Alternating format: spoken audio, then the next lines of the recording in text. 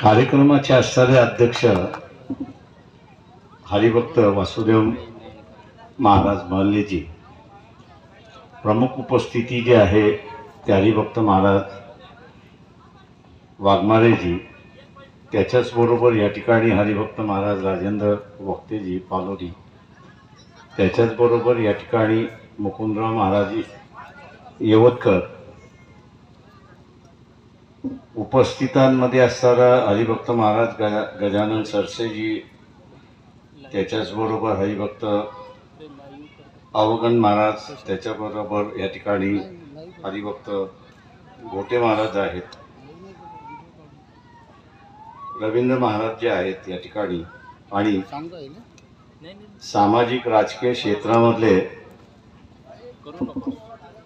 Doctor Gaikwad साहेब, त्याच्याचबरोबर doctor Harshvardhan मालोकारजी, माझ्या बाजूलाच उपस्थित असणारे श्रीधर पांडुरंग पाटीलजी, डॉक्टर प्रवीण पाटील,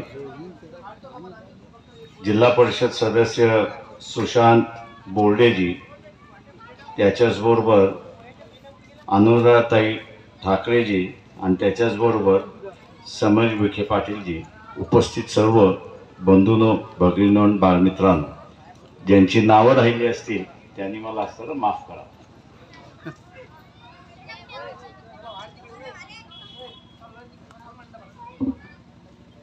या देशामधला एक जुना वाद आहे, तो शमतो उघडतो, शमतो उघडतो, शमतो उघडतो, अशी असणारी परिस्थिती आहे की ज्याला डॉक्टर बाबासाहेब आंबेडकर यांनी क्रांती आणि प्रतिक्रांती असं त्या ठिकाणी म्हटलेलं आहे. आणि त्यांनी गेले 1500 वर्षाचा वाद त्या पुस्तकामध्ये मांडला. आणि हा वाद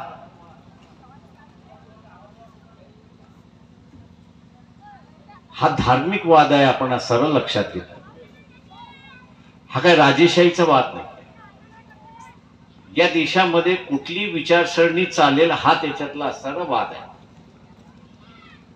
आणि तो आजही आपण असं या ठिकाणी पाहतो. नवीन आहे असं मी म्हणत नाही.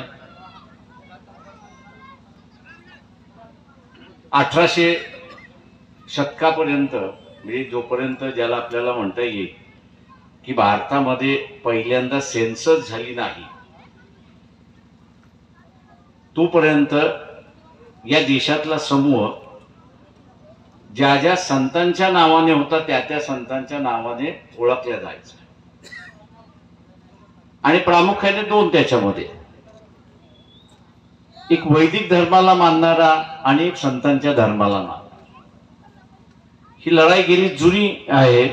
महाराजांनी जसं सांगितल्याप्रमाणे की इथला असणारा हा वाद किंवा संतांची ही परंपरा ही काही 500 वर्षाची नाही, तर ही 1000 वर्षापूर्वीची आपल्याला असं मिळत असते, अशी परिस्थिती आहे.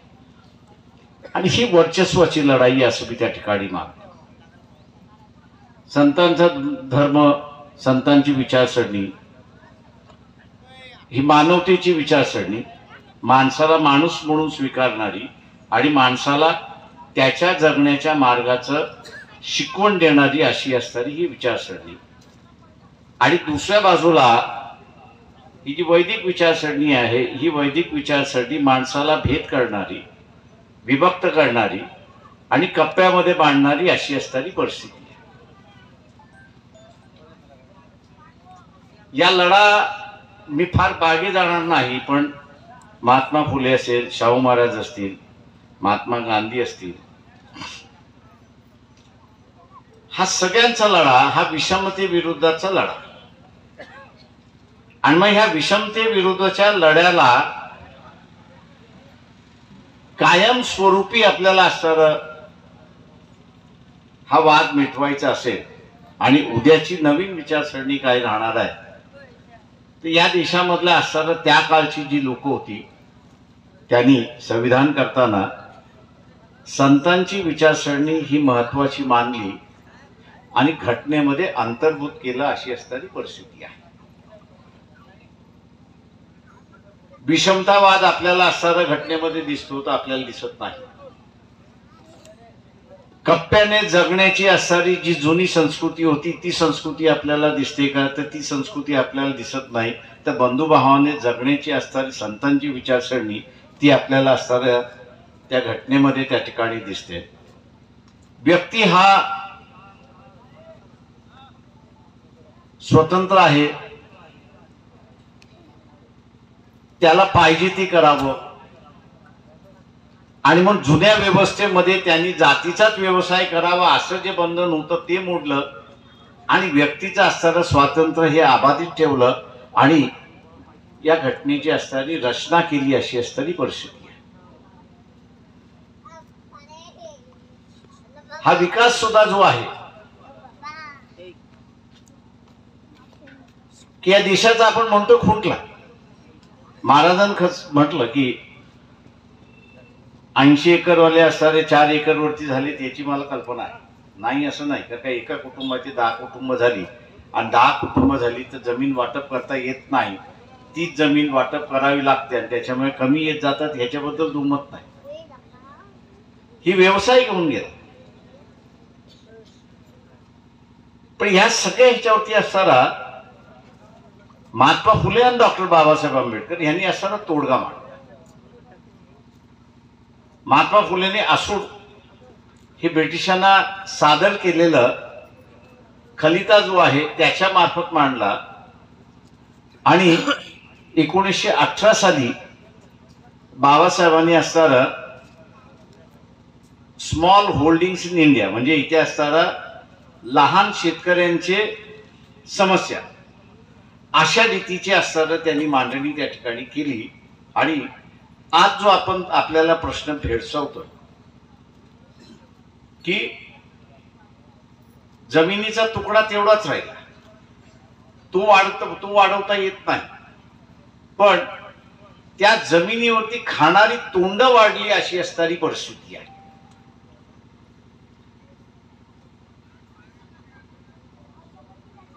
तेव्हा ही खाणारी माणसं ज्यावेळेस वाढतील त्यावेळेस जेवढं उत्पादन होतंय त्याच्यातलं असणारं विभाजन होणार आणि ते विभाजन झालं की प्रत्येकाच्या ताटामधलं कमी येणार अशी असणारी व्यवस्था निर्माण होते. आणि ती व्यवस्था झाली की आपण असणारा म्हणतो की इथे असणारं शेती किफायतशीर नाही अशी आपण त्याला असणारं संबोधतो. आणि इथे बाबासाहेब असं म्हणतात की जे शासन आहे सरकार आहे या सरकारने हा जमिनीवरचा जो बोजा उभा राहिलेला आहे, अधिक माणसाचा बोजा उभा राहिलेला आहे, तो कमी करण्याचं धोरण त्यांनी असणारं स्वीकारलं पाहिजे. आणि ते कमी करण्याचं धोरण असेल तर मग देशाच्या विकासाची चर्चा त्याला करावी लागते. आणि ती करत असताना तो माणूस अधिक बोजा झालेला जो आहे तो त्या व्यवसायामध्ये अडकवला, त्या व्यवसायामध्ये घेऊन गेला तर मग जमीन ही पुन्हा असणारं किफायतशीर होते अशी असणारी परिस्थिती आहे. पण दुर्दैवाने मी असं म्हणेन की तो काही दोष आपला पण आहे एवढं आपण असणारं लक्षात घ्या. हा आपला दोष आहे. आपल्यावरती आता ब्रिटिश राज्य करत नाही, आपल्यावरती इथं असणारं इतर नाही, आपणच राज्य करतो. आपणच राज्य करत असताना माझं राज्य कसं असावं याच्याबद्दलची संकल्पना आहे का? तर मी असं म्हणेन नाही. मला माहित आहे की मी ज्यावेळेस इथे असणारा अकोला असेल, अकोल्याच्या बाहेर असेल, 1990 साली गॅट करारनाम्याची चर्चा फार मोठ्या प्रमाणात झाली आणि तिकडनं मी असणारा शरद जोशी यांच्याशी असणारा वेगळा झालो. त्यांचं म्हणणं असं होतं की गॅट करारनामा केला की शेतकऱ्याचा फायदा होईल आणि आमचं म्हणणं होतं की गॅट करारनामा केला तर सगळ्यात पहिलं नुकसान कोणाचं होणार? तर शेतकऱ्याचं होणार. आणि दुसरं नुकसान कोणाचं होणार तर लहान उद्योजक जो आहे, ज्याला इंग्रजीमध्ये टायनी असं म्हणतात, त्याचं होणार.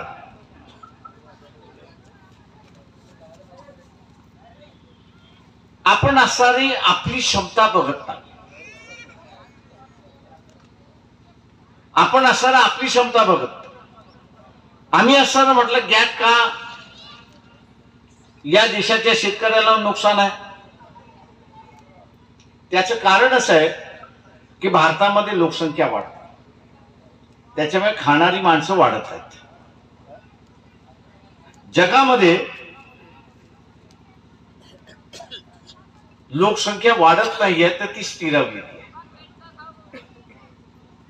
त्याच्यामुळे खाणारी माणसं तेवढी.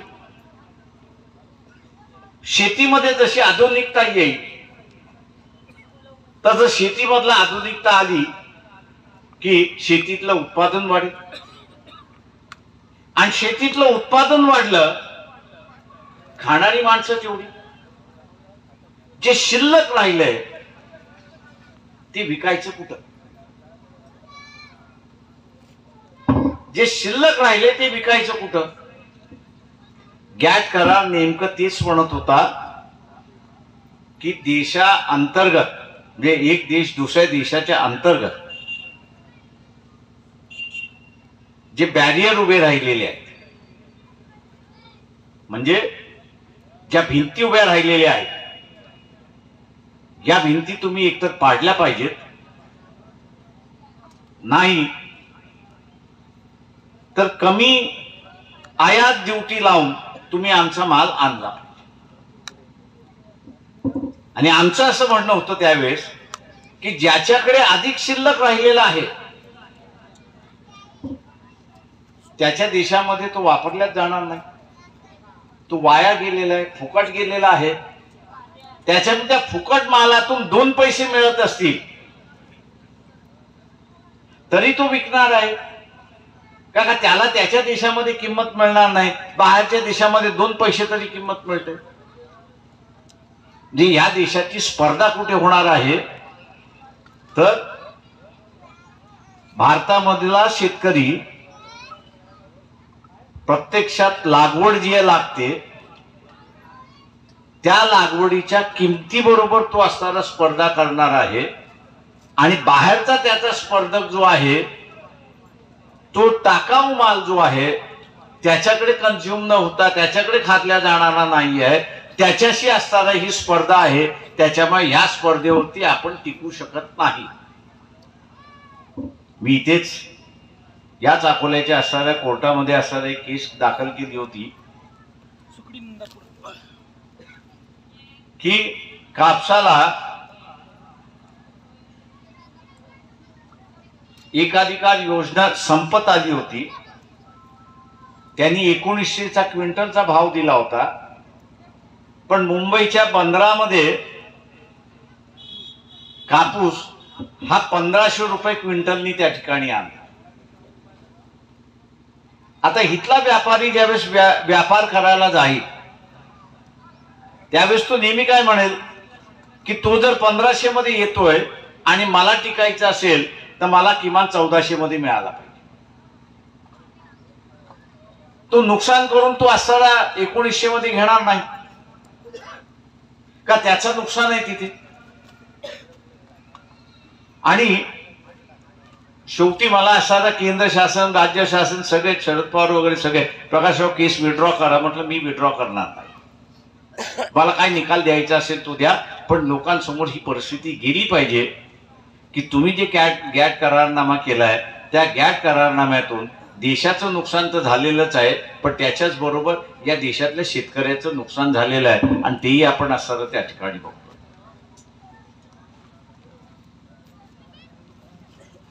ऍग्रिकल्चर प्राइस कमिशन जे आहे ते किंमत देतं, पण बाजारामध्ये ती येत नाही अशी असणारी परिस्थिती आहे. नेहमी त्याच्यापेक्षा कमी किमतीने असणारा माल आपल्याला विकावा लागतोय. त्याचं कारण असणारा गॅट हा आहे हे आपण असणारं लक्षात घ्या. हे दुरुस्त करू शकतो का? आता आपण निश्चितपणे दुरुस्त करू शकतो, पण आता कालच्याच वर्तमानपत्रामध्ये आपण असं वाचलं असेल किंवा आजच्या वर्तमानपत्रामध्ये आपण वाचलं असेल की केंद्र शासनाने 14,000 कोटीची असणारी तुरीचं पीक, तुरीची डाळ ही बर्मा म्हणजे जुनं बर्मा आताचं असणारं म्यानमार जे आहे त्या असणाऱ्या सगळ्या राज्यांकडून असणारं इम्पोर्ट केलेलं आहे. आता 14,000 कोटी 2% जरी धरले तर किती होतात? आपणच हिशोब करा. आता इथला राजकारणी हा असणारा 2% सोडणार का? तर नाही. का त्याला माहितीये हे 2% सोडले आणि इथल्या असणाऱ्या शेतकऱ्याला मी असणारं जर ताकदवर केलं आणि दुसऱ्या पिकाला असणारं त्याला पाणी दिलं तर हे 14,000 कोटी जे आहेत ते बाहेर जाण्यापेक्षा या देशाच्या शेतकऱ्याच्या पदरामध्ये येतील. तो स्ट्रॉंग होईल, तो मजबूत होईल. तो मजबूत झाला की मला विचारणार नाही म्हणून त्यालाच मातीत घाला असं असणारं धोरण या ठिकाणी. तेव्हा ही जी व्यवस्था आपणच निर्माण केलेली व्यवस्था आहे आणि त्याचं कारण की मी खाजगीकरणाच्या बाजूने, महाराजांनी सांगितलं या ठिकाणी की मी खाजगीकरणाच्या बाजूने आहे की मी सहकाराच्या बाजूने आहे, हा माझा निर्णय असला पाहिजे. मी आर्थिक व्यवस्थेमध्ये टिकेन कुठल्या ह्याच्यामध्ये? खाजगी व्यवस्थेमध्ये मी टिकेन की सहकाराच्या व्यवस्थेमध्ये टिकेन, याचा असणारा निर्णय मला करता आला पाहिजे. मी जर खाजगी ह्याच्यामध्ये टिकू शकत असेल तर मी खाजगीचा पुरस्कर्ता केला पाहिजे. मी जर खाजगी व्यवस्थेमध्ये टिकू शकत नसेल तर मग मी असणारा सहकाराचा पुरस्कर्ता झालो पाहिजे. कारण का मग सहकार मला जगवतो अशी असणारी परिस्थिती आहे. आज मी असं म्हणेन की आपल्याला आपल्याच काही गोष्टी स्पष्ट केल्या पाहिजेत. इथे आपण दोष देतो इथल्या असणाऱ्या सत्ताधाऱ्याला, मी त्याच्यामध्ये म्हणत नाही, पण त्या सत्ताधाऱ्याची भूमिका बरोबर आहे की नाही ही आपण कधीच या ठिकाणी बघितली नाही.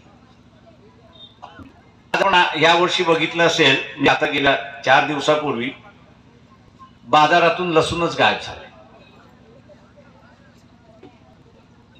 मी शासनाचे आकडे बघत होतो की बघ लसणाचं उत्पादन किती झाले, तर मला असं दिसले की यावर्षी लसणाचं उत्पादन कमी झालेलं आहे, पण जेवढी लसूण भारतामध्ये लागते त्याच्यावरती 3% झाली.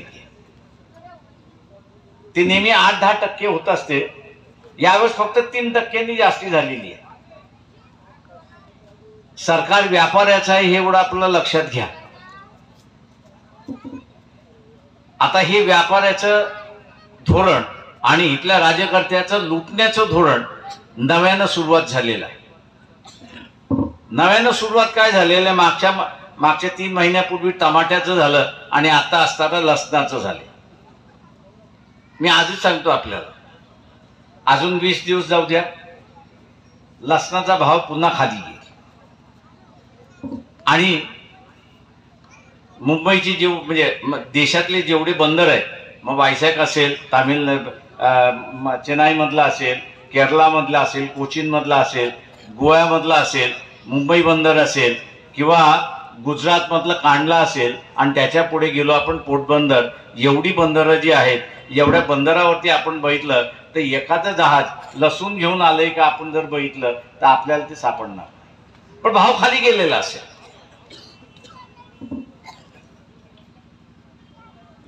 आता इथे लुटण्याचं नवीन प्रकार सुरुवात झालेला आहे. रिंग करायचं, ते विकत घ्यायचं, ते एकदा बाजारातून शेतकऱ्याकडून विकून घेतलं असं झालं की मग महिन्याभरानंतर त्याचा असणारा शॉर्टेज करायचा. महिना सवा महिना तो शॉर्टेज ठेवून द्यायचा आणि त्याच्यानंतर पुन्हा असणारा भाव त्या ठिकाणी कमी करायचा आणि त्याला मोकळं होऊन जायचं. फक्त मी एवढंच म्हणेन की त्याचा हिशेब करा आणि स्वतःपासून सुरुवात करा की मला जे लसूण 6 रुपये 7 रुपये 10 रुपयाला मिळत होतं ते आता असताना 50 रुपयाला मिळालेलं आहे. मी किती जास्ती पैसे दिले, किती दिवस दिले, तेवढा हे गुणाकार भागाकार जो आहे तो आपण करा. आणि माझ्या गावामध्ये किती लोक कुटुंब आहेत त्याच्याने पुन्हा गुणाकार भागाकार करा.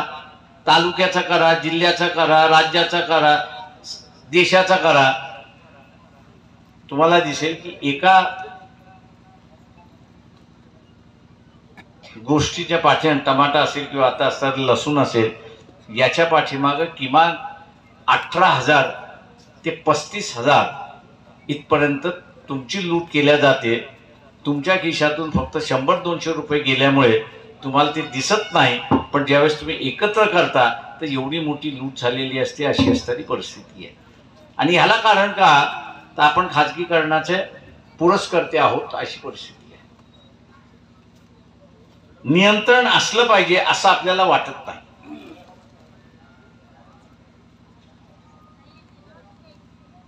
माझ्या कॉलेजच्या दिवसामध्ये, शाळेच्या दिवसामध्ये आज जे आपण आरक्षणासाठी लढतो, त्यावेळेस विद्यार्थ्यांमध्ये मेडिकलला जावं, इंजिनिअरिंगला जावं, आर्किटेक्टला जावं, पिलानीला जावं, ह्याला जावं, याची असणारी घोडदौड होती, नाही असं नाही. पण त्या काळचा राजकर्ता जो आहे तो एक गोष्ट करत असेल, तो म्हणजे दरवर्षी आपल्याला किती सोय करावी लागेल, तर 1000 जणांची सोय करावी लागेल. तर त्या 1000च्या ऐवजी तो 110 जणांची सोय त्या ठिकाणी करत होता. 10 सीट्स ॲडिशनल असायच्या आणि म्हणून ज्याला पाहिजे त्याला ऍडमिशन मिळाली, अशी असणारी परिस्थिती. आज होऊ शकते की नाही, तर आजही होऊ शकते, हे आपण लक्षात घ्या. भारतामधनं दरवर्षी परदेशी शिक्षण झालं म्हणजे त्यांना स्पेशलाइज शिक्षण घेणारा विद्यार्थी हा वेगळा कॅटेगरी, मी तो नाही धरत आहे. जो मेडिकलला जातो, इंजिनिअरिंगला जातो, आर्किटेक्टला जातो, पहिली 4 वर्ष जी आहेत डिग्री घेण्याच्या इथपर्यंत दरवर्षी भारतामधून 22 लाख विद्यार्थी जातात. आणि एका विद्यार्थ्याचा बाहेरचा खर्च, फी आणि त्याचा राहण्याचा हा जो खर्च आहे, हा एकंदरीत त्याला 55 ते 60 लाख येतो. आता ह्या 22 लाख विद्यार्थ्यांची सोय जर भारतामध्ये झाली, असं धरून चाला, नव्या शाळा उभ्या केल्या, इन्स्टिट्यूशन उभं केलं, मी आपल्यावरती सोडतो, किती क्लिअरिकल स्टाफ लागेल, किती लॅबोरेटरीचा स्टाफ लागेल, किती शिक्षक लागेल, किती अमुक लागेल. आणि आज जे आपण भांडण बघतोय, आज जे आपण असणारा परिस्थिती बघतोय, ती परिस्थितीची गरज नाही, आवश्यकता नाही. नियोजनाचा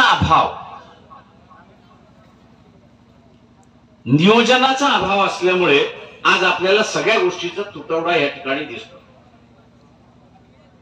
नियोजन आपण जशी जुनी मंडळी अगोदर करत होती, बा नाही, आपल्याला या वर्षी ते या वर्षी असणारा 1000 विद्यार्थी मेडिकलला येणार आहेत, तेव्हा असणारा 1100 विद्यार्थ्यांची सोय अगोदर करून ठेवा आणि तिथला तो प्रश्न मिटवत होते. आज सुद्धा ते आपण असणारा करू शकतो, अशी असणारी परिस्थिती आहे. फक्त मी जसं म्हणालो की आपले फंडा हे व्यवस्थित असले पाहिजे, म्हणजे आपले जगण्याचे सिद्धांत जे आहेत हे स्पष्ट असले पाहिजे. मी अर्धवट इथे आणि अर्धवट तिथे अजिबात चालणार नाही. कारण शेवटी राज्यकर्ता मी जसं म्हणालो तसं आपल्यामधलाच आहे, दुसरा कोणीच नाहीये. तो आपल्यामधला जरी असला तरी तो प्रबोधनाला बळी पडेल का, तर निश्चितपणे बळी पडेल. माणसाचा स्वभाव आहे, मी त्याला काही हे करत नाही. पण त्याच्या एकदा लक्षात आलं की हे जर मी बळी पडायच्या कामकाजाला लागलो आणि लोकांच्या लक्षात आलं की त्याच्या धोरणापासून मी वेगळा झालोय, तर मी वेगळा होतो, अशी असणारी परिस्थिती. आणि म्हणून माझं आपल्याला या ठिकाणी म्हणणं आहे की त्या सारा आरक्षणाचा मुद्दा हा माझ्या अंदाजानं बऱ्याच जणांना माहीत नसेल की 1920 साली सायमन कमिशन पहिल्यांदा ज्यावेळेस आलं, त्या सायमन कमिशन पुढे साक्ष देत असताना या देशामध्ये ब्रिटिश सरकारची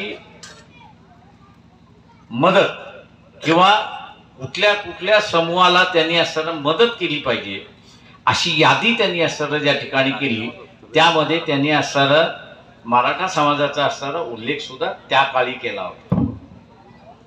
पुढे त्या सायमन कमिशनचा अहवाल ब्रिटिशांनी स्वीकार केला, पण त्याच्यावरती कारवाई त्यांनी केली नाही.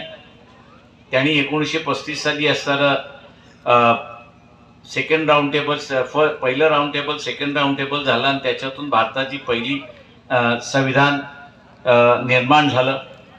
त्या संविधानामध्ये आपण बघितलं असेल की फक्त SC आणि ST यांचीच यादी त्यावेळेस करण्यात आली. ब्रिटिशांनी सुद्धा आपण OBCची यादी ही असताना नंतर करू, पण ज्यांना आपण सवलती देत आहोत, ज्यांना आपण मदत करत आहोत, सवलती देत आहोत, त्या सगळ्यांचं आपण असताना त्या ठिकाणी केलं पाहिजे.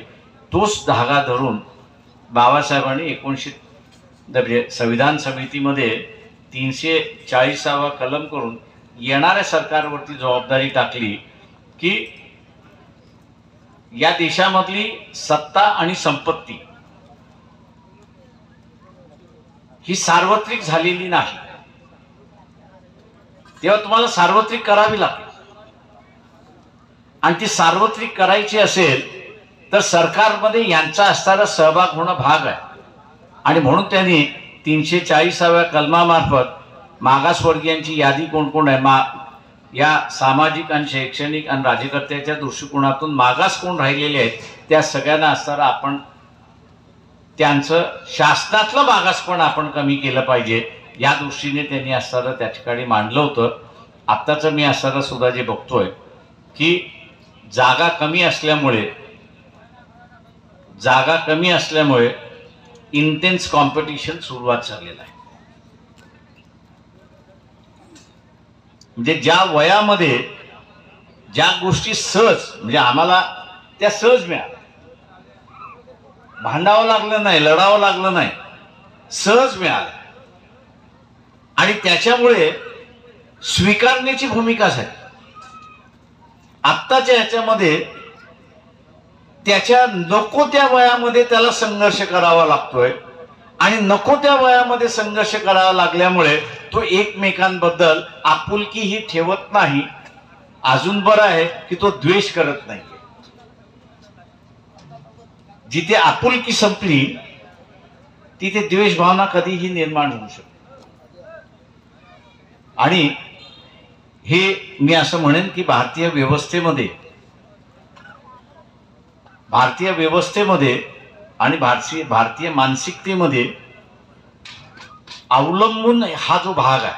मी वारीकडे बघत असताना लोक चालत जातात, श्रद्धेने जातात, आमुख्याने जातात, पण तो एक उत्तम सहजीवनाचा मार्ग आहे असं मी त्या ठिकाणी मानतो.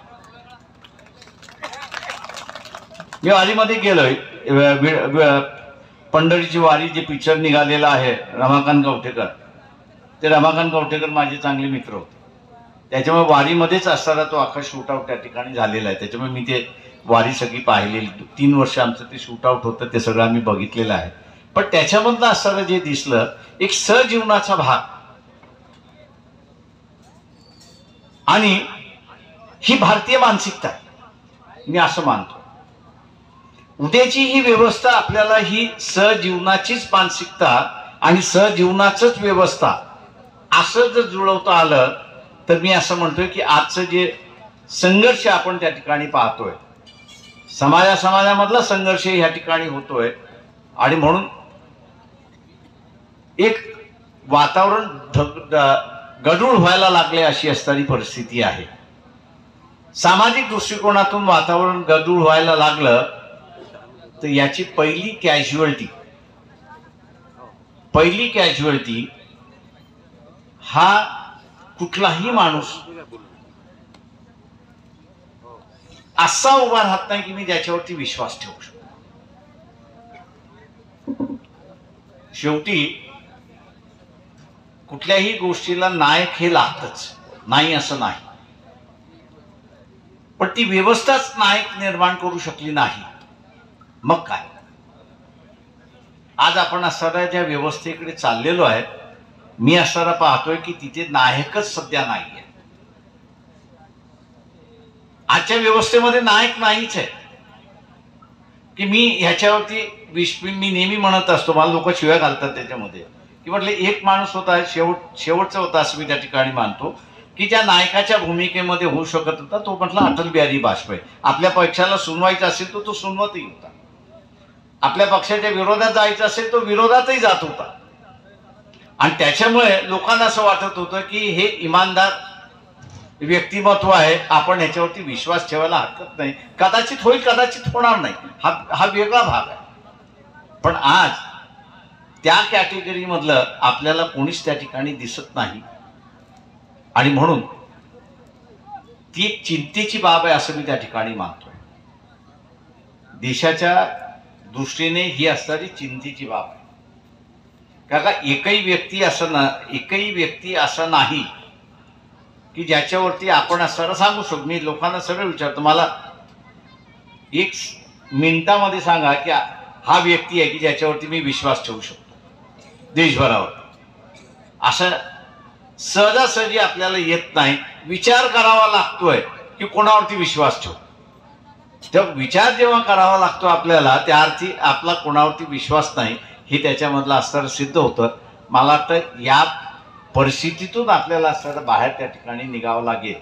आणि ते निघायचं असेल तर संतांची विचारसरणी जी घटनेमध्ये असताना अंतर्भूत केलेली आहे ती जोपर्यंत कायम आहे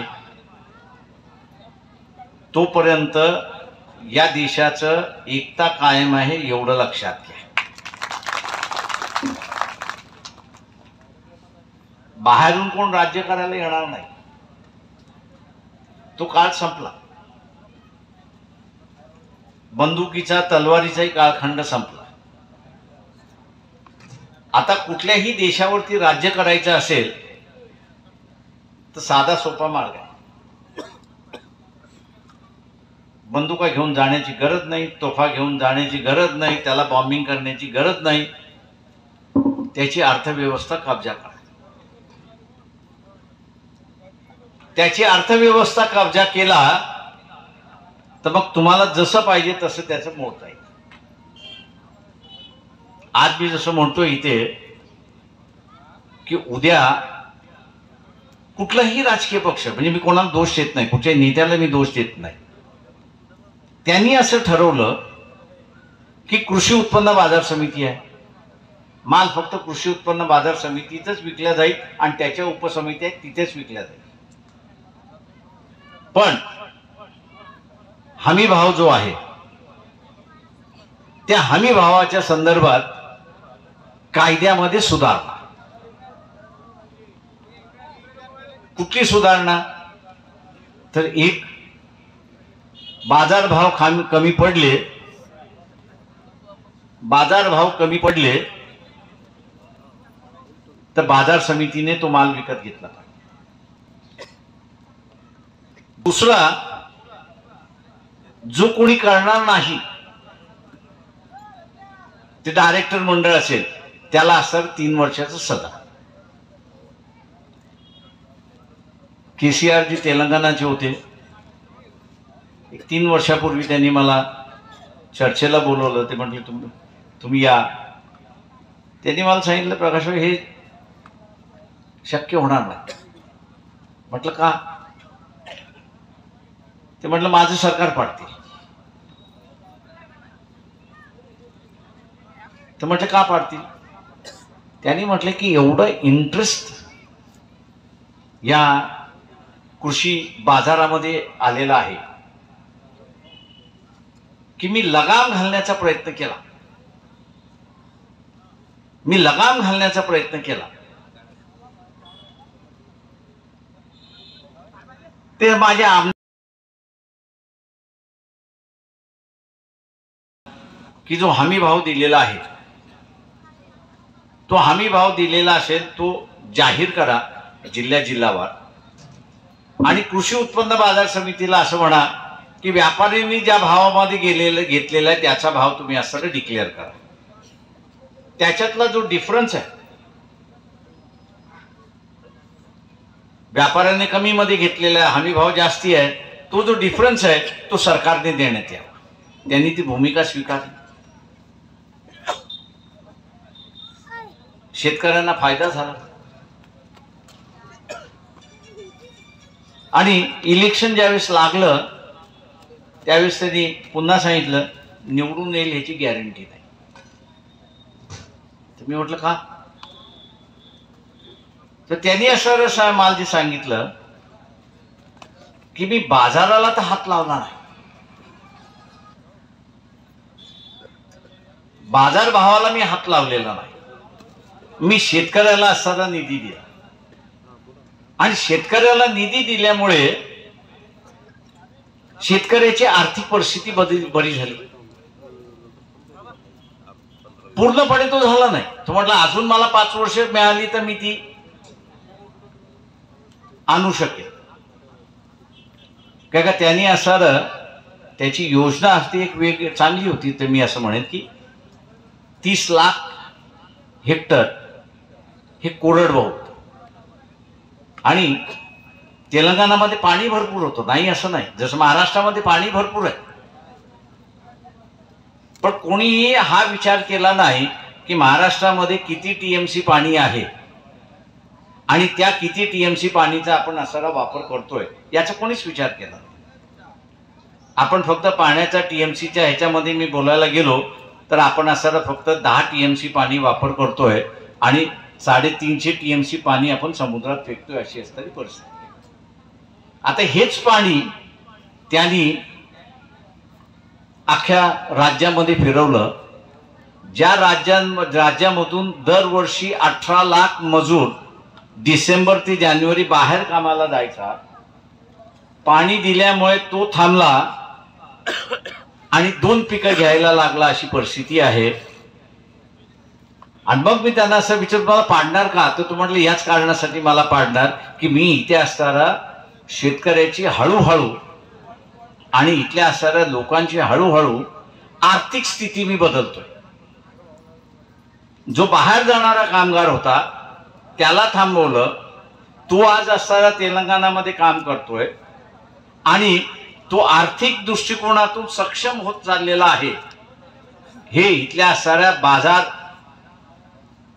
जी ताकद आहे तिला हे परवडणार नसल्यामुळे कदाचित मी निवडून येऊ शकत नाही अशी परिस्थिती आहे. तेव्हा आपल्याला सुद्धा हा लढा जेवढा सोपा दिसतो तेवढं हे नाही आहे. तेव्हा आपल्याला सुद्धा अनेक गोष्टींमध्ये प्रयत्न हे करावे लागतात की ज्याच्यामध्ये घुसखोरी झालेली आहे, गॅट निमित्ताने घुसखोरी झालेली आहे. ती घुसखोरी थांबवायची असेल तर आपल्याला एक एक गोष्टी त्या ठिकाणी कराव्या लागतील आणि मग आपण असं या ठिकाणी सक्षम होऊ शकतो अशी परिस्थिती आहे. मी असं म्हणेन की आपण कायमस्वरूपी आपण म्हटलं पाहिजे की मी सहकाराच्या बाजूने, मी खाजगीकरणाच्या बाजूने नाही.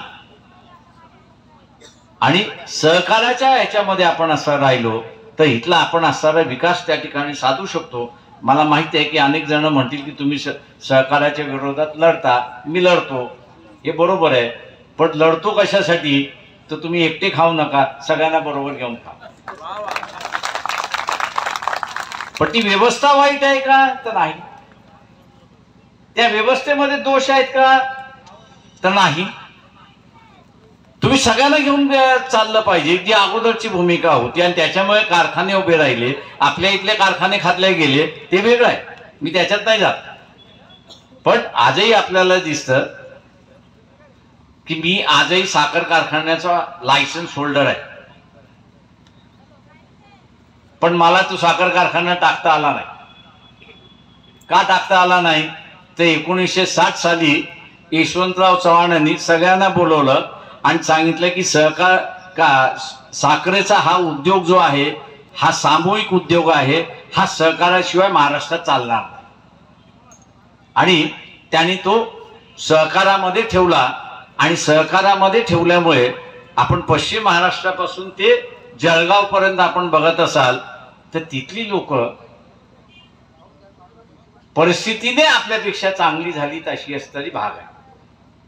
आणि एक कारखानदारी तिथे असताना उभा राहिला हा आपल्याला त्या ठिकाणी दिसतोय। तेव्हा हा सहकाराचा भाग असं मी त्या ठिकाणी मानतो। त्या सहकार्याच्या भागातून बदल बरेच झाले, त्याच्याबद्दल दुमत नाही। आपणही इथे असणाऱ्या सहकाराच्या